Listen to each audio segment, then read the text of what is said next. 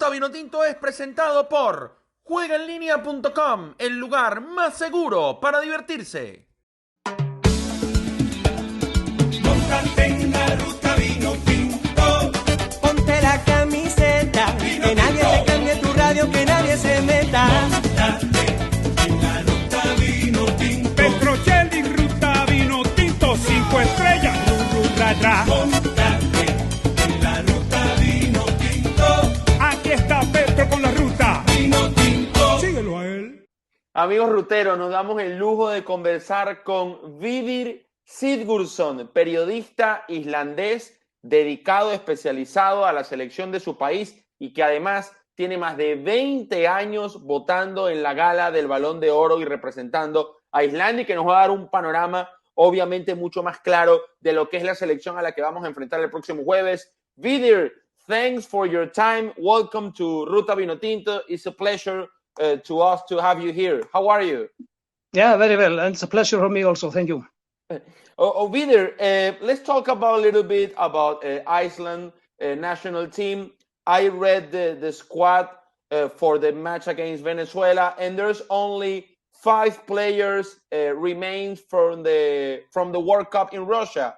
Yes. Why so few? I know like 3 or 4, they are like 39, 40 years old, already retired, but it's really curious. There are only 5 left from the World Cup squad. Yes, there are many reasons. As you said, some of them are just too old and have retired from football.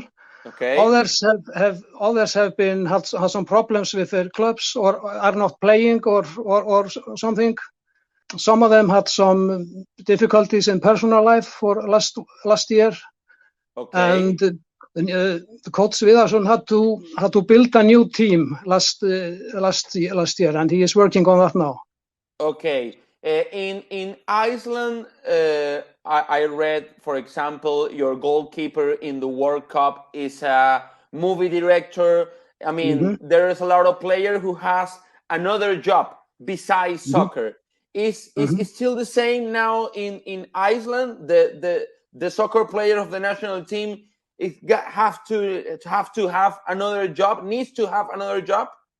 No.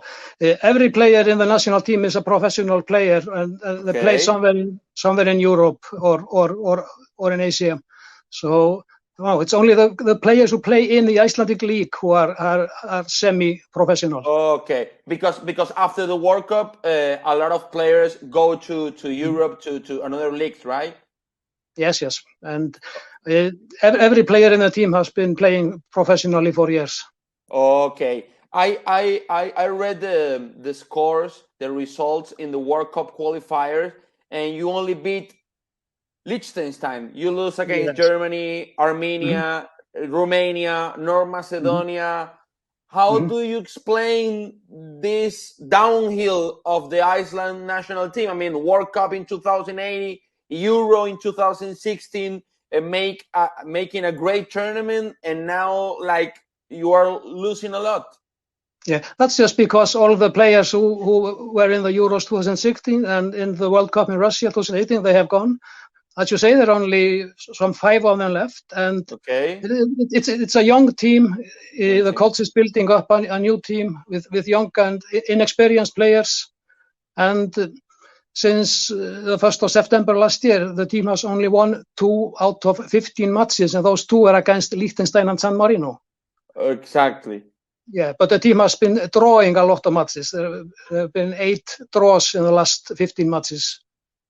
2 draws against Israel, draw against Albania, draw against Macedonia, draw against Romania, and so on. Exactly. You have players in Italian soccer, in Major League Soccer, in Greece. Which are the main players, the stars of this Iceland team? The biggest players who are left from the World Cup, it's Birkir Bjarnason. He plays for Adana Demirspor in Turkey, and he has 110 matches for the team. Which is a record. Okay. The captain of the team from 2016 and 18, Aron Gunnarsson, has just returned now, and will be playing his first match now for 15 months.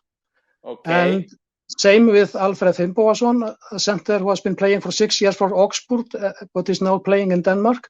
He is returning now after 2 years. Returning after 2 years, okay. 2 years of injuries. So, and Guðlaugur Viktor Pálsson, who plays for DC United in the MLS, he is returning after 1 year. So those 3 experienced players are coming back to the team.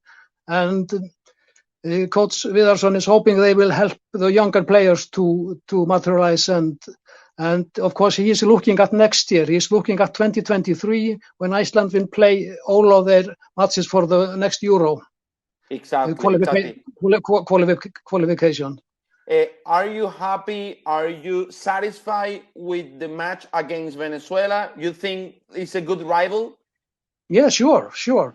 This should be an even match, and it's very interesting to play a new team. Iceland has never played Venezuela, and we don't play South American teams very often. Exactly. Everybody here, of course, remembers the Argentina match from Moscow 4 years ago, but it's very rare to play against the teams from your continent, and it's always a pleasure. Which is the main the main tactics? Because I saw you play like 4-3-3. Sometimes you play 4-1-4-1. What is the main tactics in Iceland, or what you think is the better for the team? 4-3-3 has been this coach Arnar Viðarsson has been playing 4-4-3 for most of his time. He is with a little variance. Okay. Before that, Heimir Hallgrímsson always played 4-4-2, which was the Icelandic, that was the Icelandic tactic through the big tournaments, and which was working very well.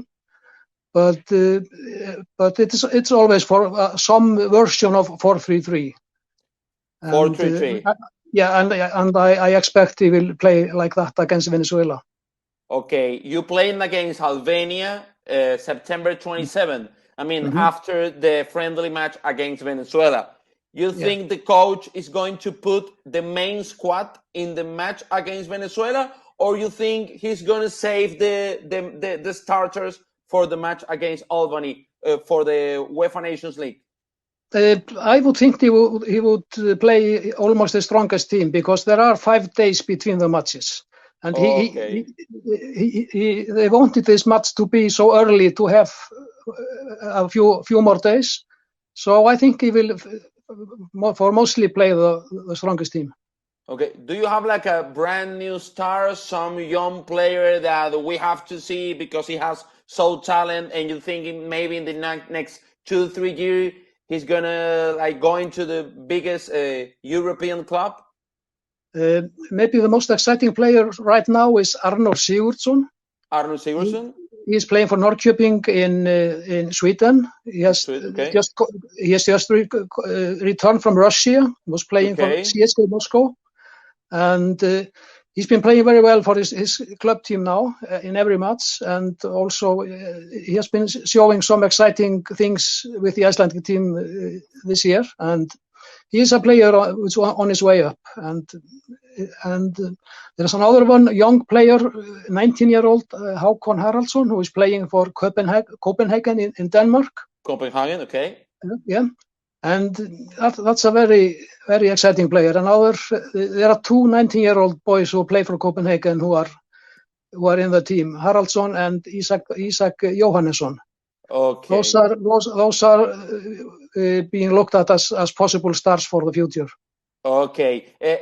In Iceland, the soccer is the main sport, or you have like another that the fans are seeing a lot more than soccer? It's football and it's handball. Handball is very popular up here, and the national, we usually have a national team there, which is always in the top in the World Cups and Euro. So okay. It's a big competition between handball and football here. Handball and football. I guess football gains a lot of space after the 2016-2018 madness. No. Yeah, sure. Euro and World Cup. Yes. Uh, They say when Iceland was playing in the Euros in 2016, there was a 10% of the population who went to France. I saw a lot of them in Yeah. Russia in the match Yes. against Argentina in the Sparta Stadium in Moscow. Yes, they were all over Moscow. Okay, so you think now Iceland is in one of the baddest moment of the history in soccer team or not? Is No. normal this average this kind of results, and the 2016 2018 is like the exception of the history? Yes, it is, because Iceland has usually been somewhere around where it is right now, and Okay.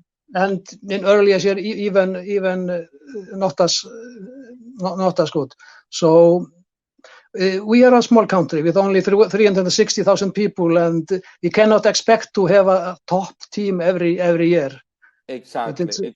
But So I mean, you can demand like Iceland have to qualify to the next World Cup or for the next Euro. No, that's impossible. We just have to hope. just hope and we have to just wait and see. Okay. It's a great happening if it happens, but before 2016, very few people dreamed about it. But of course, everybody dreams about it now.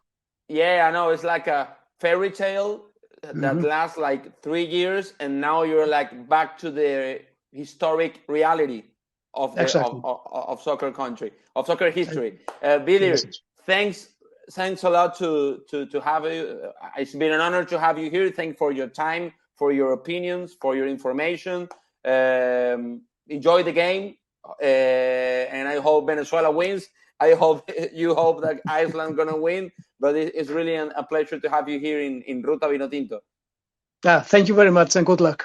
Ruta Vinotinto es presentado por juegaenlinea.com, el lugar más seguro para divertirse. Que te cambie tu radio, que nadie se meta.